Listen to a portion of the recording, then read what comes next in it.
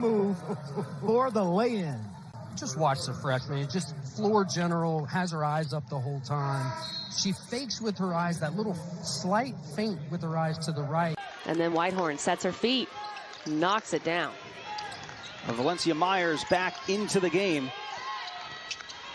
Latson on the drive, finishes with the left, and maybe that'll get Tanaya Latson going. Might just need to see one go in. There's a reason why Tanaya Latson has set the ACC freshman scoring record for a single.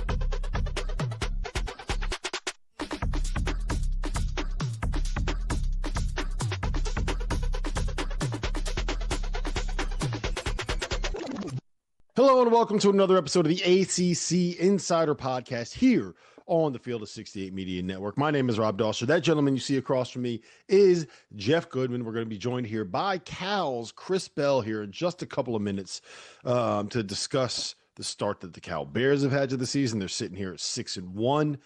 They are one of a number of ACC teams that have had a really good start to the year. I look at SMU as one of those teams. I look at Clemson as one of those teams. UVA's looked really good in stretches. I would say Stanford and Ibuka Okori, who we absolutely have to get on this podcast here at some point, and I promise you we will, because I don't know if there's 10 freshmen in college basketball that have been better than him, Goodman. So there's a lot of fun storylines that are shaping up in the ACC, which has looked like a really, really good conference at the start of the year.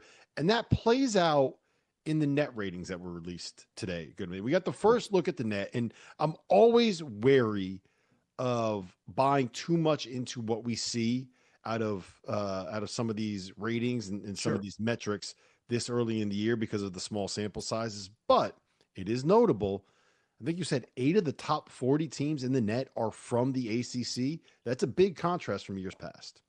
Yeah, that huge. 8 of the top 40, 10 of the top 60, which puts them on kind of equal footing as the SEC and the Big 12, which hasn't been the case the last couple of years. So this is huge, especially going into the ACC-SEC Challenge, where they're going to have plenty of opportunities this week to show they belong with the SEC and even, at the Big 12 level. So, you knew Duke was going to be there. We knew Louisville was going to be there. But I think some of the surprises are, Cal, SMU. I think, again, you look at even Stanford's played well so far this year for the most part. So, Clemson, I saw win in the Charleston Classic, a couple close games against West Virginia and Georgia that have been huge for a team that, is trying to figure it out right now. We know how good a coach Brad Burnell is, but he's got a completely different roster, which is something, fairly new to him this year. So I think the league, for the most part, especially the top, 10 of the league, has really showed well. Obviously, out in Vegas, you had Syracuse struggling without Donnie Freeman. Hopefully he'll be back soon, but I could see it being another week or so because they have a break here after the ACC SEC Challenge. So, again, I like how the top half of the league has fared, where last year we were talking about like 3 or 4 teams. Kind of, what we were talking last year, we were talking about the ACC like we're talking about the Big East this year, where, again, maybe you get 3, maybe 4 teams in from the Big East if you're fortunate. Because, again, league resumes are built in November and really the first part of December. So I think the ACC has done, certainly much better than it has the last couple of years. Yeah, and you mentioned the ACC SEC Challenge, which is a massive 2 days that we're going to see in that conference here coming up. And there's a couple of notable matchups.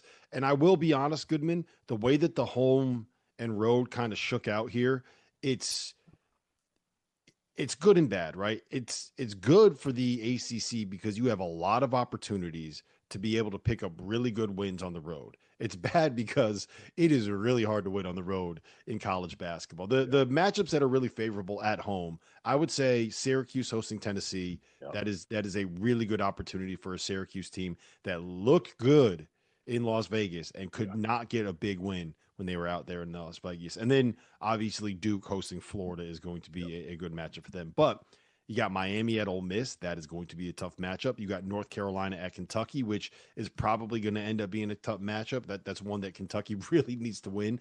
Louisville's playing at Arkansas. Clemson is playing at Alabama. SMU is playing at Vanderbilt. NC State is playing at Auburn. And Virginia is playing at Texas. Not easy. Wednesday is going to be brutal. Now, what I will say is that if you win 2 of those games, right? 2 of let's say Louisville wins at Arkansas, and for argument's sake, NC State wins at Auburn, or North Carolina wins at Kentucky, and the other ones at least keep it close in games where they're probably SMU's got to win at Vandy.